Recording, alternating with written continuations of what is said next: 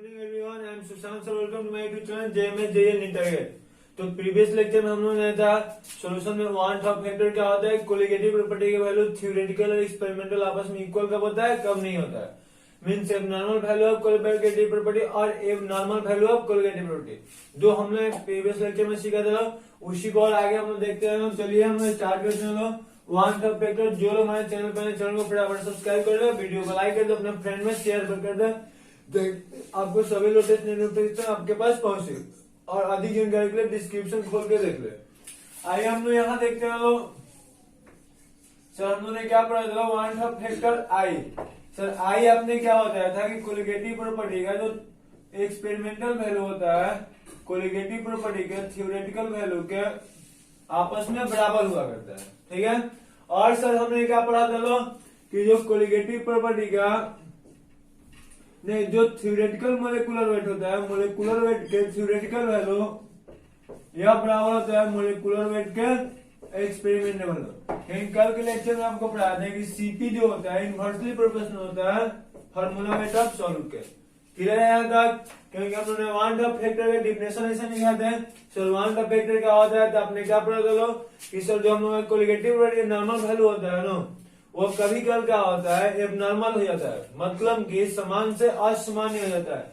Sir इसका अर्थ क्या हुआ कि हम लोग जो सोचते हैं लोग वह न होके कुछ और हो जाता है। और में सर क्या हो सकता है, या तो अधिक हो सकता है या फिर कम हो सकता है। सर जी कैसे पता लगेगा कि वो अधिक हो रहा होगा कि कम हो रहा होगा, इसको हम लोग कैसे पता नहीं, सीपी एक्सपेरिमेंटल बराबर कब होगा। सर इन दोनों को मल्टीप्लाई कर देंगे लोग, क्योंकि क्रॉस मल्टीप्लिकेशन आपको करा देना है। तो सर जी क्या हो जाएगा, सीपी थ्योरेटिकल इंटू क्या हो जाएगा, आई। अब देखिए हम लोग जानते हैं सर आई का वैल्यू यदि मान लेते हैं यदि आई का वैल्यू 1 होगा तो आप लोग क्या पता चले, जो सीपी और सीबी है मतलब थ्योरेटिकल और एक्सपेरिमेंटल हुआ इक्वल होगा कि अनइक्वल होगा, सोच के देखिए तो बराबर। ये कहेगा सर जी यदि इसमें लोग 1 रखते हैं तो इसको मल्टीप्लाई करने से कोई प्रभाव नहीं पड़ता है, यानी कि किसी का यदि आई का वैल्यू 1 आएगा, इससे स्पष्ट होता है कि सीपी और सीबी थ्योरेटिकल और एक्सपेरिमेंटल आपस में इक्वल होगा। क्लियर है? यहां से सीपी एक्सपेरिमेंटल इक्वल होगा किसके, सीपी थ्योरेटिकल के। सर लेकिन यह कब होगा, जब आई का वैल्यू 1 के इक्वल होगा। अब सर आई का वैल्यू 1 के इक्वल कब होता है, अब सिंपल सी है, जैसे मान लिया हम लोग क्या करेंगे लोग, एक सोल्यूशन बनाएंगे लोग। सोल्यूशन बनाए से 5 मोल कोई इलेक्ट्रोलाइट डाल दिए। तो आपको तो बताए थे हम कि सर जी जिसमें हम लोग सामान्य कब रहेंगे लोग, जब घर में बंटवारा ना हो, शादी ब्याह हो, तलाकनामा ना हो, मतलब उसमें क्या होगा, दिल में दरार ना बना हो। क्योंकि सिंपल से मार्कर मान लिया अभी कितना करेंगे लोग, सर एक ही पार्टिकल काउंट करेंगे लोग, लेकिन जैसे इस बेचारा को ब्रेक करते हैं अब कितना इसमें काउंट हो गया है, 2 हो गया है। तो इसी तरह से सर जी यहाँ काउंट लगाएंगे लोग कि वह बराबर होगा। तो सर सिंपल सी बात है कि यह दोनों बराबर तभी होगा जब इसमें जो हम लोग डाल रहे हैं सॉल्यूट न तो जुड़ता हो और न ही टूटता हो, यानी कि जब सॉल्यूट क्या होगा, न जुड़ने वाला होगा और न ही टूटने वाला होगा। तो उन तीनों कंडीशन में सीपी आई का वैल्यू कितना हो जाएगा, 1 हो जाएगा। आप लोग आई का वैल्यू निकालने के लिए भी बहुत अच्छा ट्रिक बताएंगे, अभी हम लोग ऐसे नॉर्मली देख लेते हैं। क्लियर है सर जी? उसके बाद यदि आई का वैल्यू ये भी हो सकता है less than 1। Sir less than 1 कब आएगा, जब मान लो 5 को डाल लो, इसमें 2 को में जाकर वो बदल गया। तो सर क्या हुआ, हम तो सोचे थे कि उसमें कितना आएगा, जिसमें आप लोग लिखते हैं एग्जाम में तो कहते हैं हम तो सोचे थे सर 90% से ऊपर आने वाला है, लेकिन 60% आता है। इससे क्या पता चलता है कि सर मैं सोच से कम हो गया, यानी कि हम लोग सोच के चले हैं कि इसमें 5 में इलेक्ट्रोलाइट डाले हैं, लेकिन ये आपस में शादी ब्याह कर लिया, यानी कि दो को जुड़ गया है। जैसे ही कंबाइन हो जाएगा तो इसका कुछ ना कुछ घट जाएगा। जब घट जाएगा यानी कि आई का वैल्यू कहा जाएगा, वो भी घट जाएगा। क्लियर है? तो यहाँ से क्या हो जाएगा, यहाँ सीपी जो एक्सपेरिमेंटल वैल्यू होगा, देखिए ना इस बार यह क्या हो रहा है, 1 से कम हो रहा है, यानी कि सर जी बाटा में चल जाएगा। यार कुछ भी होगा तो 1 से कम मतलब 1 बाई कुछ भी होगा, x कर सकते हैं लोग। तो सर जी जब इसको भाग देंगे तब इसके बराबर हो रहा है, यानी कि कोई कहता है कि हमको काटेगा तो तुम्हारा बराबर होंगे, मतलब हमारी लंबाई को कुछ छोटा कर दिया जाए तो तुम्हारे लंबाई के इक्वल हो सकते हैं, यानी कि सिंपल से 12 कौन होंगे, हम होंगे। हम कहते हैं कि बोथ मार्कर के बराबर हो सकता है। कब? जब इसको काटा जाए, यानी कि सिंपल सी बात है सर, अभी बोथ मार्कर से बड़ा है, तो इससे पता चल जाएगा जो सीपी का एक्सपेरिमेंटल वैल्यू होता है छोटा हो जाएगा सीपी के थ्योरेटिकल वैल्यू के।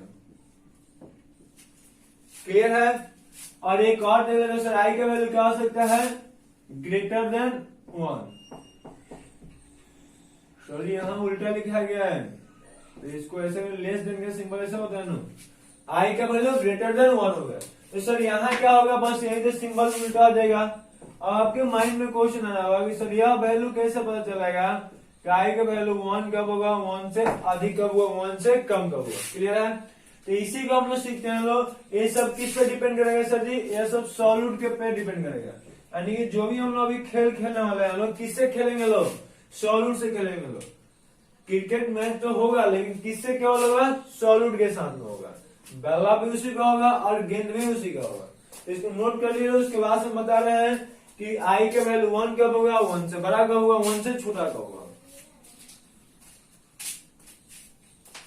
स्क्रीनशॉट ले लीजिएगा लोग। यह तो सर समझ में आ गया है कि आई का वैल्यू 1 तो एक्सपेरिमेंटल और थ्योरेटिकल दोनों सीपी का मान कोलिगेटिव प्रोडक्ट का मान इक्वल होता है। आई का वैल्यू यदि 1 से कम होगा तो थ्योरेटिकल अधिक होगा, आई का मान 1 से अधिक हुआ तो एक्सपेरिमेंटल अधिक होगा। क्लियर है यहाँ तक? अभी आपको बता रहे हैं कैसे निकालना है आई का वैल्यू।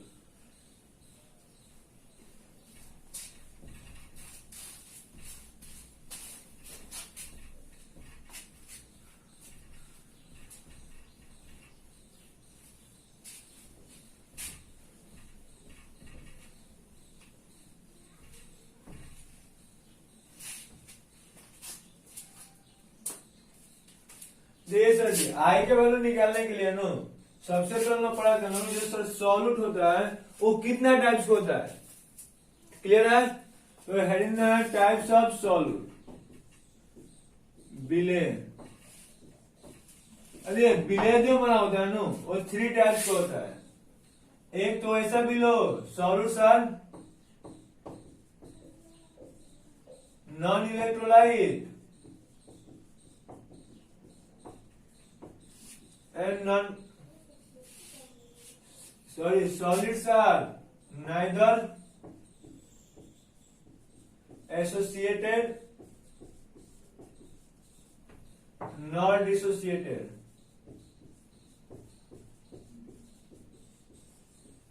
दूसरा क्या होगा सर जी? तो सॉलिड्स आर एसोसिएटेड और थर्ड नंबर में क्या आ जाएगा?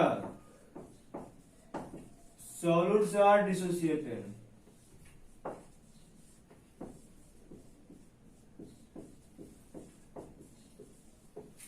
ये 3 टाइप्स को मेरे पास सॉलिड हुआ करता है। ठीक है, तो इसको 3 पार्ट में डिवाइड कर लीजिए लोग, ताकि बनाने में आपको आसानी से समझ में आ जाए। अभी आपको करना है कि sir solids are neither associated not dissociated, मतलब इसका अर्थ क्या हुआ? जो हमारा विलय है न जुड़ता है और न ही टूटता है। इसमें सर जी क्या होगा? एसोसिएट मतलब आपको जानते हैं लोग कि जुड़ना होता है, यानी कि जो इसमें विलय हमने डालेंगे लोग उसका क्या होगा? जुड़ने का नेचर होगा। और सर डिसोसिएट मतलब हम लोग क्या जानते हैं लोग? टूटना जानते हैं लोग सर जी। ये सब तो आपसे भी अधिक हम लोग जानते हैं। क्या सर? ठीक है। अरे यहां से हम लोग निकालेंगे लोग सर, इसका एग्जाम्पल कौन होगा? तो याद रखिएगा आप लोग कि पहला कि इसमें एग्जाम्पल के लिए एक तो सॉलिड होना चाहिए और दूसरा ऑर्गेनिक कंपाउंड रहेगा। आपको ये पहले बता दिए हैं कि कौन सा सॉल्ट इलेक्ट्रोलाइट नहीं होता, जो नॉन इलेक्ट्रोलाइट होता है वो सब इसमें आ जाएगा। और सर नॉन इलेक्ट्रोलाइट का आपने एग्जाम्पल बताया था कि यूरिया हो गया, ग्लूकोज हो गया, शुगर हो गया, तो ये सब क्या कहलाता है? नॉन इलेक्ट्रोलाइट में आता है। मीन सर जी यह सब क्या कहलाएगा? वो ऐसा सॉल्यूट होता है जो ना तो जुड़ता है और न ही टूटता है। ठीक है सर जी, इसमें कैसे पता लगेगा? तो इसमें याद है ट्रिक या याद रखनी आपको, हेडफोन मेनली होना चाहिए। किसी भी यदि कंपाउंड हम लोग दिया जाए पूछेगा किस टाइप से सॉलिड होगा, तो ये सॉलिड लिक्विड गैस कुछ भी हो सकता है, नो टेंशन। बस आपको याद कर रखना है कि उसमें हेडफोन होना चाहिए। यदि हेडफोन उसमें होगा तो वह जुड़ने का नेचर रखेगा। क्लियर है सर जी? एग्जाम्पल में क्या देगा, कार्बोक्सिलिक एसिड RC⸻OH। हेडफोन यहाँ है कि नहीं है? यह हो जाएगा एल्कोहल हो जाएगा, देखिए इसमें भी हेडफोन है और फिर से HF हो जाएगा। तो जितना में हेडफोन होता है all sir associated solute. Clear है? और सर जी इसका क्या होगा? इसका तो बताए थे कि एग्जाम्पल में इसमें क्या लिखे, टेंशन नहीं है। पहला कि वह जो बना है कंपाउंड वो मेटल और नॉन मेटल से बना चाहिए। इसके लिए बस डिसोसिएट वही होता है जो मेटल और नॉन मेटल से बना हो। और सर जी तो एसिड हो सकता है और सर जी बेस हो सकता है। यह सब जो आएगा ना सब किस में जाएगा? डिसोसिएटेड सॉल्यूट में जाएगा। सर एग्जांपल क्या हो जाएगा? एग्जांपल में लिख सकते हैं सर MrN, जिसमें NaCl हो गया, BHCl2 हो गया, ऐसे ही आ जाएगा। एक HCl लिख लो जो एसिड हो गया और एक NaOH लिख दिया जो बेस हो गया। आई होप कि आप लोग समझ में आ गए लोग किसके कौन से है। फिर से एक बार देख ले लो सर, सॉल्यूट जो होता है 3 टाइप्स होता है। एक वैसा सॉल्यूट जो ना तो टूटेगा ना जुड़ेगा, उसमें मतलब कुछ भी नहीं होगा, जैसे रखेंगे पहले होगा वैसे ही बाद में भी होगा। सर दूसरा सॉल्यूट वैसा सॉल्यूट जो जुड़ जाएगा, मतलब हम लोग डालेंगे 5 किलो लेकिन उसमें ऐसे आप कहते हैं उसको शादी ब्याह करने की आदत होती है, मतलब कहीं जाएगा वो क्या करेगा आपस में दोस्ती कर लेगा यानी कि जुड़ जाएगा। यह बेचारे क्या होता है पहले से फिक्स कर लिया कि हमें किसी से दोस्ती करना ही नहीं है, कितना भी अच्छा कोई हमारे सामने करना है, हमें किसी से दोस्ती नहीं करना है, बस अकेला देना है। ठीक है? इसका क्या है? इसका मकसद ये है कि हमें कहीं भी जाना है वो कैसा भी क्यों ना हो उससे बस दोस्ती कर लेना है। लेकिन दोस्ती करने वाले का पहचान क्या है कि उसमें हेडफोन होना चाहिए, हाइड्रोजन क्लोरीन ऑक्सीजन और नाइट्रोजन से जुड़ा होना चाहिए।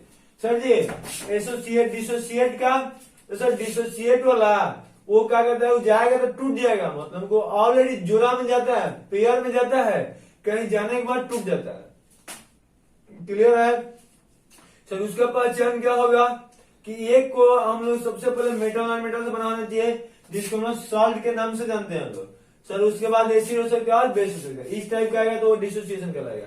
तो सर इसमें होगा कि आई के वैल्यू में कैसे निकालेंगे लोग? तो कुछ नहीं करना है, जितना है नो सबको पानी पिला दीजिएगा, पानी पिला दीजिएगा, आई के वैल्यू आसानी से निकल जाएगा। आइए सर एक एक करके हम लोग पानी पिलाते हैं इसको। Consider the dissolution. डिसोल्यूशन मतलब सर क्या होता है? पानी में कोई सॉल्ट को घोलने का मतलब प्रोसेस होता है, उसी को हम डिसोल्यूशन करते हैं लोग। तो सर किसको घोलेंगे लोग? मान लीजिए इसमें किसी को घोलते हैं लोग, तो सपोज हम यूरिया ग्लूकोज को घोल देते हैं। ग्लूकोज की जब वाटर में डालेंगे तो सर क्या बनेगा? ग्लूकोज सोल्यूशन, यानी कि यहाँ 1 किलो लिखा जाएगा और सर यहाँ 1 की क्या होगा? सॉलिड होगा। सिंपल सी बात है। तो ग्लूकोज जो मेरा सॉलिड था इसको हमने क्या बना लिया? ग्लूकोज एक्वस बना लिया। अब इसमें यार क्या करना है? सिंपल सी बात है, बिफोर डिसोल्यूशन, ड्यूरिंग डिसोल्यूशन और आफ्टर डिसोल्यूशन। यहाँ याद रखिएगा लोग, बहुत ध्यान से समझें क्योंकि यही इसका सबसे इंपॉर्टेंट पॉइंट है। वही नहीं समझ में आता है स्टूडेंट का, इसीलिए दिक्कत होता रहता है। ठीक है? अब ऐसे आपको समझना है कि हम 2 गिलास ले लिए, सॉरी 2 गिलास नहीं, 1 गिलास ले लिए और एक ग्लूकोज का पैकेट ले लिए। गिलास में हम पानी डाल दिए और ग्लूकोज के पैकेट में उसमें ही ग्लूकोज, अभी इसमें हम ग्लूकोज को नहीं डाले हुए। तो आपसे पूछा जाएगा बिना डाले हुए मतलब बिफोर मतलब सर क्या होता है? पहले, घोलने से पहले। तो सर जब नहीं घोलेंगे मतलब ग्लूकोज पैकेट से गिलास में नहीं डालेंगे तो गिलास के अंदर कितना ग्लूकोज होगा? सर सिंपल से 0 होगा। क्यों? क्योंकि जब उसमें डालवे नहीं किया है तो उसमें जाएगा कहां से? चलिए अच्छी बात है। लेकिन सर जब हम लोग क्या करेंगे 10 को ग्लूकोज इसमें डालेंगे तो उसमें जाएगा कितना उसके अंदर? सर 10 ही को जाएगा। तो रहेगा कितना भाई? 10 ही को रहेगा, क्योंकि पहले निकले ना वो जुड़ने वाला है ना टूटने वाला है। तो सर जी क्या होता है लो, बिफोर डिसोल्यूशन में उसमें क्या होता है? प्रोडक्ट में कुछ नहीं होगा क्योंकि उसके बाद बना ही नहीं रहता है। ड्यूरिंग में सर जी दोनों सेम हो जाएगा और आफ्टर में बच जाएगा।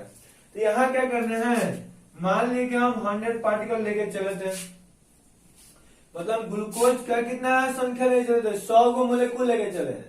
तो सर शुरू में बात हो रहा है जब तक हमने ग्लूकोज को पानिया में नहीं डाले है ना तब तक पानिया के अंदर कितना ग्लूकोज मिलेगा? सर जी नहीं मिलेगा, 0 मिलेगा। जब ग्लूकोजवा को पानिया में डालेंगे तब तो कुछ न कुछ उसका संख्या होगा, ऐसे तो होगा नहीं। तो सर हम क्या कर रहे हैं ना, 100 को था 100 को इसमें डाल दे रहे हैं। क्लियर है? तो सर जी यहाँ मिलेगा कितना हमें? यार भाई जितना यहाँ डालेंगे उतना ही मिलेगा, क्योंकि उसका नेचर ही लिख लिया ना, टूटने का है ना जुड़ने का है। तो आफ्टर मतलब क्या होता है सर जी? बच किया गया, मतलब के बाद में आप लोग इसे हिंदी जान लो। तो घोलने के बाद कितना बचा? 100 वो था, 100 को यहाँ घोल ही दिया है, तो बचा कितना है? तो यहाँ माइनस कर दीजिएगा लोग, और इसको कभी भी प्लस में कर देना है। मतलब रिएक्टेंट साइन माइनस करना है, प्रोडक्ट साइन प्लस करना है। सर रिएक्टेंट साइन माइनस क्यों करते हैं लोग?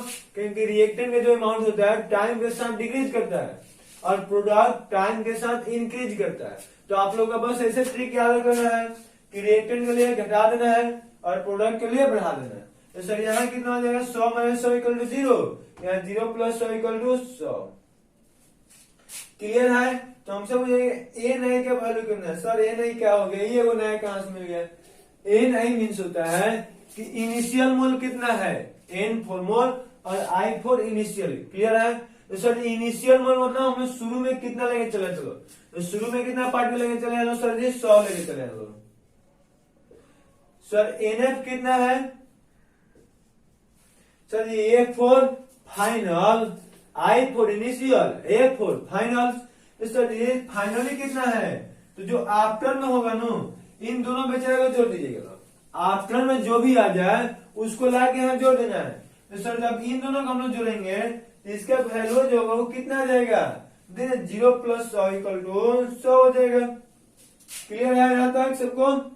देखिए शुरू में 100 था, फाइनल कितना हो गया है?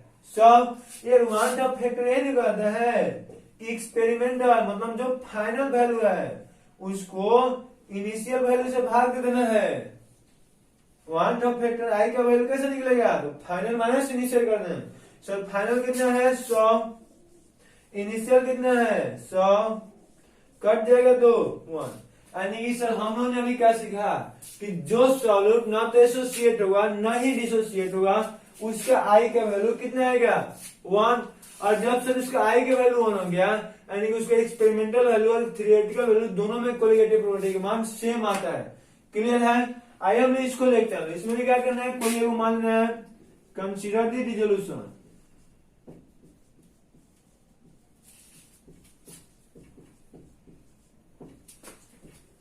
यदि हम लोग मान लिए इसी को घोल लेते हैं तो R(C)OH है।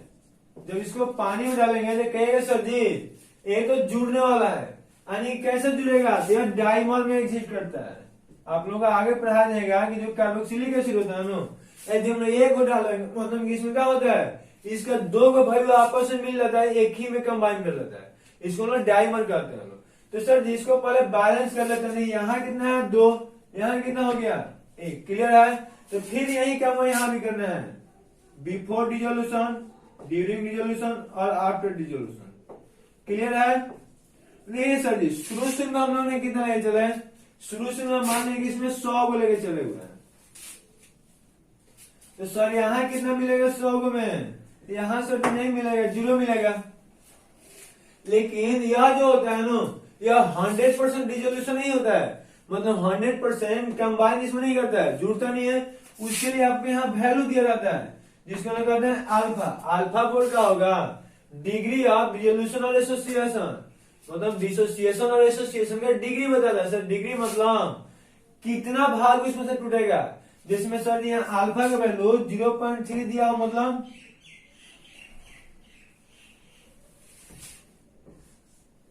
Alpha equal to 0.3। सर इसका अर्थ क्या हुआ कि देखिए ना यहाँ एक डालेंगे नो तो इसमें से कितना टूटेगा? 0.3% जुड़ेगा। तो सर एक में 0.3 है तो 100 में कितना होगा? तो सिंपल है, 100 को हम लोग परसेंटेज का देंगे, इसमें भी 100 से गुना कर देंगे यानी कि 30% हो जाएगा। तो अल्फा का वैल्यू आप लोग ऐसे ही एग्जाम में दिया जाएगा, वो हम बताएंगे क्वेश्चन उस पर। या तो 0.3 दे सकते मतलब पॉइंट में दे सकता है, या फिर 100% ऐसा मतलब कि 10%, 20%, 50% ऐसे दे सकता है। तो सर जी देखिए जो पॉइंट में दिया होगा यहाँ 1 लेके चलिएगा लो, जब परसेंटेज में दिया होगा यहाँ 100 लेके चलिएगा लो। क्लियर है नो? सर फिर से एक बार, पॉइंट में दिया होगा तो 1, परसेंटेज में दिया होगा तो 100, या कुछ ना कुछ दिया रहता है या फिर हमको निकालने के लिए क्या रहता है। तो सर यहाँ हम लोगों ने क्या देखा, ध्यान से समझिएगा लोग कि इसमें 100 को था लेकिन ये क्या कर रहा है कि सर जुड़ने में कितना जाएगा, केवल 30 को जाएगा, बाकी 70 को जुड़ने के लिए नहीं आता है। यहाँ क्या आ जाएगा 30 मान लीजिए 100 था, 30 को जुड़ने के लिए गया, तो सर जी देखिए ना 2 को था तो हमें कितना मिल रहा है, 1 को मिल रहा है। तो सर जब 30 को ही जाएगा तो कितना मिलेगा, देखिए यहां से लेना है 2 पे कितना मिल रहा है 1, तो 30 पे कितना मिलेगा, तो सर सिंपल सा है 2 पे 1, तो 1 पे कितना मिलेगा 1/2, 2 पे 1 है तो 1 पे कितना मिलेगा 1/2, तो 30 पे कितना मिलेगा सर जी 1/2 इंटू 30 मीन्स 15 हो जाएगा।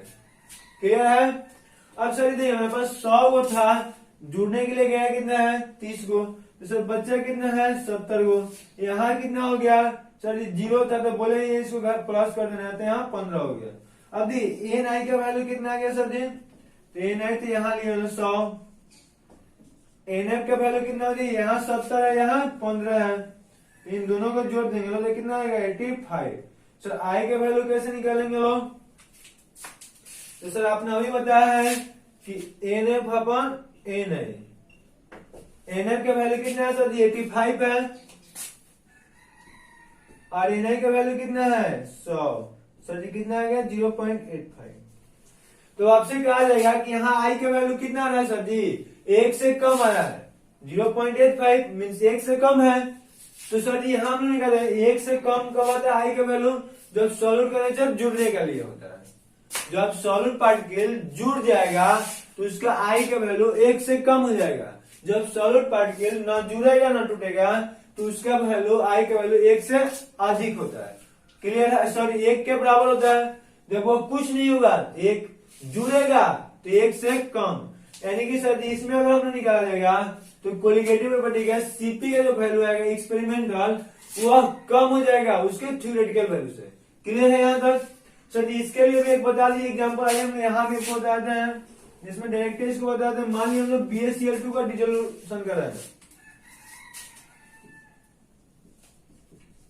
तो सर ये क्या बनेगा Ba+++2Cl-, क्योंकि हम पढ़ाए हमको यहाँ जो होता है इसके सर पे, यहाँ जो होता है इसके सर पे, पहले वाले को प्लस दूसरे वाले को माइनस लिखते हैं लोग। सेम काम यहाँ भी करना है, बिफोर डिसोल्यूशन, ड्यूरिंग डिसोल्यूशन और आफ्टर डिसोल्यूशन। तो सर बिफोर में मान लेते हैं कि यहाँ भी कितने ले चलते हैं 100 है। सर क्या सब जगह 100 दिया रहेगा, वो अपने ऊपर डिपेंड करता है, क्वेश्चन में कुछ भी दे सकता है या फिर यहाँ फ्रैक्शन में वैल्यू देगा तो 1 मान लेंगे। क्लियर है। तो यहाँ सर क्या हो गया, शुरू में तो ये दोनों 0 होगा, क्योंकि शुरू में बस आपको याद रखना है कि वहां प्रोडक्ट कभी नहीं बनेगा, ऑलवेज 0 आएगा, हमेशा 0 को उसको याद कर लेना है। सर इसका भी अल्फा का वैल्यू मान लेते हैं कितना है 0.3 मीन सर 30%। अभी क्लियर है। तो सर देखिए यहाँ क्या हो गया, ड्यूरिंग डिसोल्यूशन में क्या हो गया कि हम मान लेते हैं कितना टूटने के लिए जाएगा 30 को, वहां जितना परसेंट लिखा हुआ है यहाँ उतना ही लिखना है। तो 100 को में कितना सर यहाँ देखिए बैलेंस करेंगे तो यहाँ एक, यहाँ कितना है 2 है। तो सर देखिए यहाँ 1 पे कितना मिल रहा हमें 1, यानी कि 1 BaCl2 तोड़ेंगे तो कितना Ba मिलेगा 1 मिलेगा। तो सर 30 तोड़ेंगे तो कितना मिलेगा 30 ही मिलेगा। ध्यान से समझिएगा लो, यही बहुत इंपॉर्टेंट है समझने के लिए। 1 BaCl2 तोड़ रहे हैं तो एक में Ba कितना मिल रहा है 1 मिल रहा है। 100 को था लेकिन सब टूटने के लिए जाने नहीं, केवल 30% इसका जा रहा है। तो सर 30 को में कितना मिलेगा, तो 1 में 1 है तो 30 में 30 जाएगा। सर यहाँ कितना दी, तो 1 में यहाँ कितना मिल रहा है 2 मिल रहा है। तो सर 30 में कितना मिलेगा, 30 में 2 से गुना कर देंगे लोग, यानी कि 7 हो जाएगा। क्लियर है। अब क्या करेंगे लोग, NF निकालेंगे। सर जी यहाँ कितना दिए 100 था, 30 खर्च किए मीन्स माइनस कर देंगे, यहाँ कितना देगा 70। यहाँ तो बोलेंगे कि जोड़ देना है, तो 0 में 30 जोड़ेंगे तो सर 30 हो जाएगा, और 0 में 60 जोड़ेंगे तो कितना हो जाएगा 60 ही हो जाएगा। यहाँ भी क्लियर है आपको। तो इसका NI का वैल्यू सर कितना आ जाएगा, NI का वैल्यू 100 ही लेके चले हैं लोग।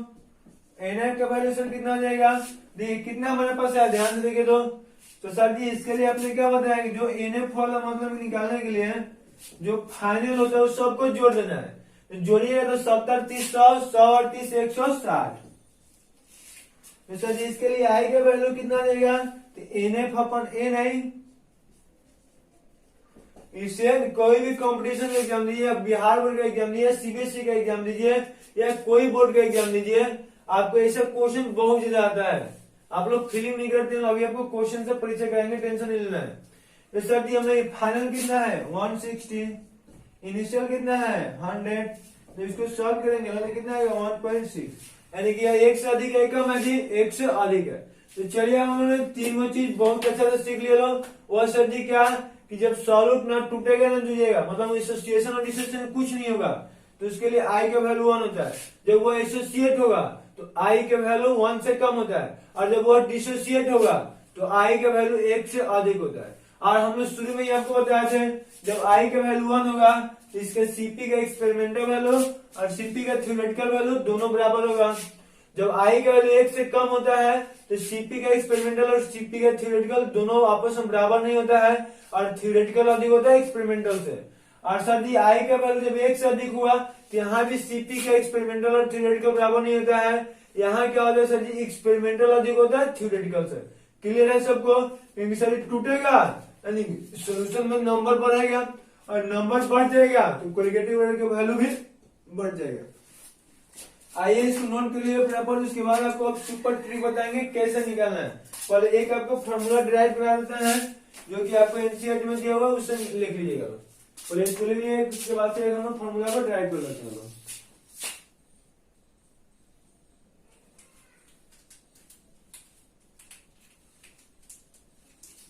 हो गया जी?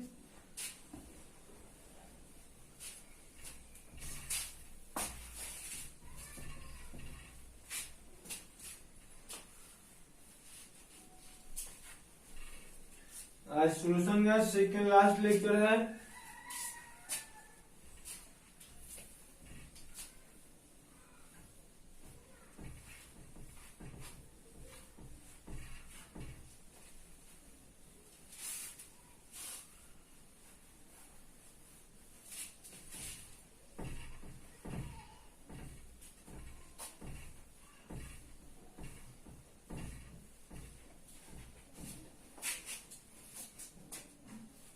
ध्यान से समझिएगा तो जी, है ना, कंसीडर दी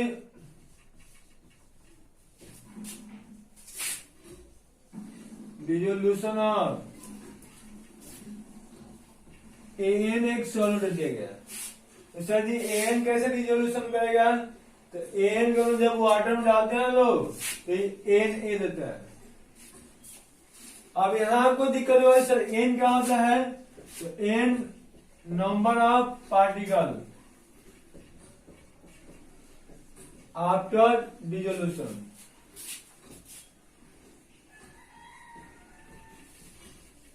मतलब सर एन क्या है, तो डिसोल्यूशन के बाद जो हमें संख्या मिलता है कणों का, पार्टिकल्स का, वही एन है। ठीक है, इसका सर अल्फा का वैल्यू हमको नहीं पता है, इसका अल्फा दे दिया हुआ है। अल्फा को सर हम लोग क्या बोलेंगे, डिग्री ऑफ डिसोसिएशन और एसोसिएशन।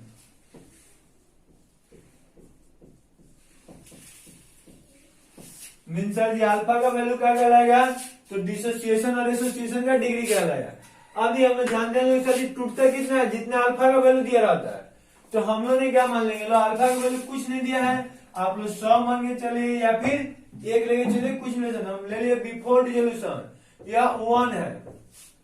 तो सर जी यहाँ कितना होगा, तो आपने बताया कि शुरू में ये कभी भी कितना होगा, 0 ही होगा। सर ड्यूरिंग डिसोल्यूशन क्या हो जाएगा, R4 नहीं, रिएक्शन है डिसोल्यूशन। तो सर ड्यूरिंग में हमने क्या जानते हैं, देखिए यहाँ कितना है, टूट तो रहा है अल्फा, यानी कि 1 में हम क्या कर देंगे लोग, अल्फा से मल्टीप्लाई कर देंगे लोग। क्लियर है, 1 अल्फा हो जाएगा।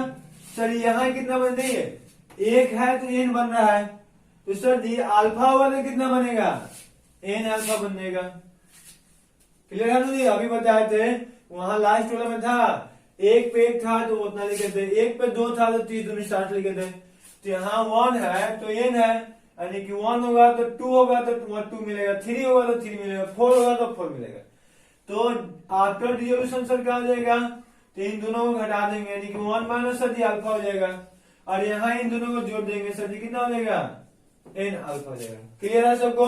तो सर जी इसके लिए एन आई का वैल्यू कितना हो गया, तो हमने यहाँ लिए हुए 1, और एन एफ का सर जी वैल्यू कितना हो गया, तो इसको क्या कर देंगे लोग, जोड़ देंगे। यही ना पढ़े हम लोग कि आफ्टर वाला जो भी होता है उसको जोड़ देना है। तो इसको जब ऐड करेंगे सर कितना होगा, 1 minus alpha plus N alpha. यहां तक क्लियर है? अब इसके लिए क्या कीजिएगा लो, हम आई का value one of factor i का वैल्यू कैसे निकालते हैं लो, n f upon n f. Clear है? तो सर जी एन एफ का वैल्यू कितना है, इतना है, means 1 minus alpha plus N alpha divided upon 1। अब ये ऊपर देखिएगा तो सर कॉमन क्या हो रहा है, अल्फा कॉमन है, तो अल्फा ले लीजिएगा लोग, ये क्या आ जाएगा 1, और यहाँ नहीं इसको हम लोग पहले लेके आ जाएंगे लोग, बस इन दोनों में कॉमन क्या है, अल्फा कॉमन है ना, तो माइनस हो गया, अल्फा हमने कॉमन ले लिया, तो इसको पहले लिखेंगे तो यहाँ क्या बच गया सर जी एन, इसको पहले लिख रहे हैं तो वहां क्या बच गया, एन बच गया।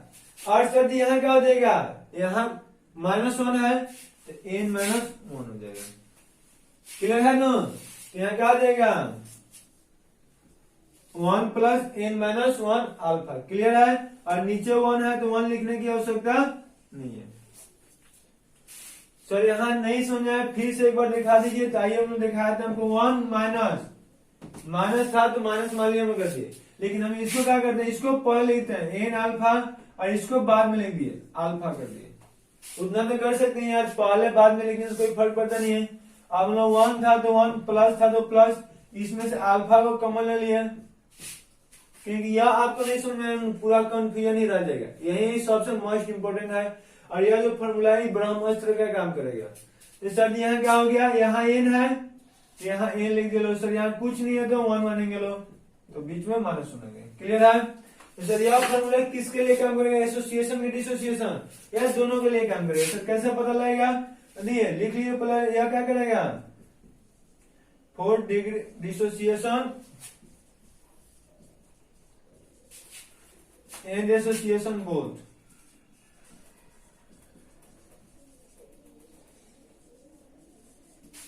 सबसे पहले लोग यह पढ़ते हैं लोग कि इस फॉर्मूला को पहले अप्लाई कैसे करेंगे लोग, इससे क्वेश्चन कैसे पूछेगा, सबसे पहले यह सीखना है।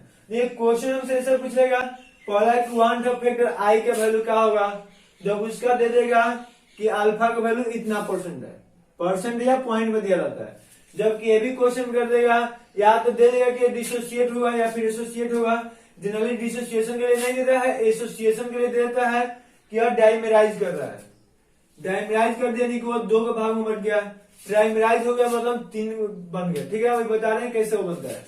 लेकिन तो एक तो हम आई का वैल्यू निकालने देगा, एक क्या कहेगा कि इसका कितना अल्फा का वैल्यू कितना है, मतलब डिग्री ऑफ एसोसिएशन और डिसोसिएशन को निकालने के लिए देगा, या फिर कर देगा इससे कितना पार्टिकल डिसोसिएट हो रहा है या एसोसिएट हो रहा है। इसको 3 तरह से इसमें क्वेश्चन आएगा, इसको स्क्रीनशॉट लीजिए, उसके बाद इसके क्वेश्चन कैसे पूछते हैं उसको भी जस्ट बता देते हैं। आपको बस एन लेने में थोड़ा सा दिक्कत हुआ तो एन लेने का भी ट्रिक बताया था, एन लेने का भी दिक्कत उड़ा जाएगा, झंझट उड़ा जाएगा, काम खलास हो जाएगा। क्लियर है?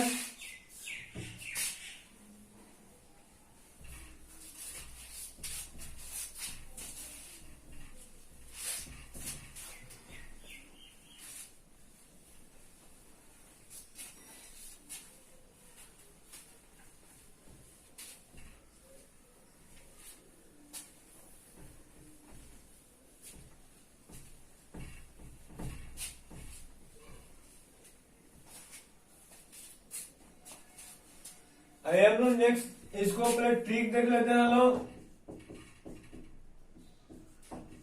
ट्रिक्स क्या है, सपोज एक ग्लूकोज लिख लिए, एक अभी हम लोग RC(OH) लिखते हैं, और एक क्या लिखते हैं सर जी BaCl2 लिखते हैं। इसमें से हम एन का वैल्यू कैसे पता लगे कि एन का वैल्यू कितना चलेगा, तो ये बता दें कि सर न टूटता है न जुड़ता है, तो इस कंडीशन में एन का वैल्यू कितना चलेंगे लो 1 लेके चलेंगे। मतलब जो सॉलिड ना तो टूटेगा और न ही जुड़ेगा, तो उसके लिए एन का वैल्यू सर कितना हो जाएगा, 1 हो जाएगा। सर इसमें कितना होगा, टी देगा तो सर क्या लिखे थे, RC⋯OH लिखे थे, और इसको यहाँ कितने कर दिए थे, 2 कर दिए थे। तो सर जी इसका एन का वैल्यू कितना हो जाएगा, तो ट्रिक समझिए लोग क्या करना है, यहाँ सर कितना है, कुछ नहीं है तो 1 मानेंगे लोग, तो ऊपर 1 लिख देंगे लोग, और यहाँ जो होगा उतना से डिवाइड कर देना है। मीन्स इसका एन का वैल्यू कितना हो जाएगा, 1/2 हो जाएगा, वहां से फॉर्मूला में अप्लाई कर लेगा। क्लियर है, बहुत ही मजेदार ट्रिक है, आप लोग कहीं से नहीं मिलेगा। सर इसके लिए एन का वैल्यू कैसे निकालेंगे, तो देखिए यह क्या बन रहा था, Bf++ 2Cl-, तो यहाँ नंबर काउंट कर लीजिएगा लोग, कितना सब नंबर है, देखिए यहाँ कुछ नहीं है तो 1, यहाँ 2, यानी कि एन का वैल्यू इसका कितना हो जाएगा। इससे सर ऐसा कोई ट्रिक नहीं है ना यार, आप उनके पास पढ़े और ट्रिक ना मिले, यहाँ मेटल नॉन मेटल से बना है, मतलब डिसोसिएट होता है। यहाँ हम जानते हैं कि टूटेगा कैसे, यहाँ से, तो इसके पहले कुछ नहीं है तो 1, और यहाँ कितना है सर, Cl का नंबर 2, यानी 1 + 2 कितना हो गया, 3 हो गया। ऐसे निकालेंगे। एक आगे लॉजिकल ट्रिक बताते हैं, An है तो ये टूटता कैसे है, An में, और ये क्या होता है, ये क्या होता है, जुड़ता है Na में। तो इस टाइप से जो भी होगा तो उसके लिए अल्फा एन का वैल्यू कितना होगा, n, मतलब यहाँ जो, और इस टाइप का जो भी होगा उसके लिए n का वैल्यू सर कितना आ जाएगा, तो बस वही काम करना है, यहाँ कुछ नहीं है तो 1, और यहाँ जो होगा उसको बांटना है, यानी कि n/1 हो जाएगा। क्लियर है सबको, अच्छा तो लगा हुआ है। अब वन टॉप फैक्टर निकालने के लिए आपको एक बेहतर ट्रिक बताते हैं, जिसमें कहा है कि निम्नलिखित का वन टॉप फैक्टर का वैल्यू फाइंड आउट करें। इसी से कल क्वेश्चन किया जाएगा, NaCl हो गया, H2SO4 हो गया, MgSO4 हो गया, और एक K4FeCN6 हो गया। इसका वन टॉप फैक्टर का वैल्यू कैसे निकालेंगे लोग, आसानी से इजीली, ठीक है। नहीं, इसका वन टॉप फैक्टर का वैल्यू आपको निकालना है, तो बस इसमें नंबर काउंट कर लेना है, एसोसिएट हुआ या डिसोसिएट होगा, तो कुछ नहीं करना है, उसका बस नंबर काउंट कर लेना है। सर जी NaCl है, तो हम जानते हैं कैसे टूटेगा, ऐसे टूटता है Na+Cl-, यानी कि 2 भाग में टूटेगा, तो इसका I का वैल्यू कितना हो जाएगा, 2 हो जाएगा। क्लियर है, तो यह कैसे टूटता है, तो 2H+ SO4 2-, यानी कि देखिए यह कितना भाग में टूटा हुआ है, तो 2 गो H है और 1 गो SO4 है, यानी कि 2 1 3, तो इसका I का वैल्यू कितना हो जाएगा, 3 हो जाएगा। क्लियर है, सर जी यहाँ देखिए MgSO4 का है, Mg++ और SO4 2 से रेडिकल नहीं याद हुआ तो यार याद कर लीजिए, प्लीज रिक्वेस्ट है कि रेडिकल याद नहीं हुआ तो सब नहीं समझ आएगा। तो यहाँ सर कितना होगा, 1 और 1 यानी कि 2 हो गया। सर यह कैसे टूटता है, तो इसके लिए आप लोगों का पढ़ाया गया होगा कि 4K++ FeCN6 4-, तो सर ये कैसे टूटेगा, 4K यानी कि 4 यहाँ, और ये टोटल का टोटल कितना है, 1 है, मीन्स इसके लिए अल्फा का वैल्यू कितना हो जाएगा, 5। आई होप कि आपके आज का क्लास बहुत मजा आया होगा, क्योंकि आज की क्लास रियल में टॉप टॉपिक था, इजी नहीं था, क्योंकि इस लेसन में कह सकते हैं कि सबसे मतलब डेंजर टॉपिक ये होता है लड़कों को समझने में, लेकिन आपने आपको बहुत ही आसान तरीके से, बहुत ही इजी तरीके से कोशिश की है समझाने के लिए। आई होप कि आपको बहुत अच्छा लगा होगा। फिर भी दिक्कत हो तो प्लीज कमेंट जरूर करें, और सही लगा हो तो भी कमेंट शेयर करें, क्योंकि आपके कमेंट से हमें एनर्जी मिलता है पढ़ाने के लिए, ठीक है। और वीडियो को जो लाइक नहीं किया अभी तक बराबर लाइक कर दे, और अपने सभी फ्रेंड के साथ यार शेयर करें, सब्सक्राइब करें और खुद कराएं, ठीक है। ओके, थैंक्स, और फिर नेक्स्ट क्लास।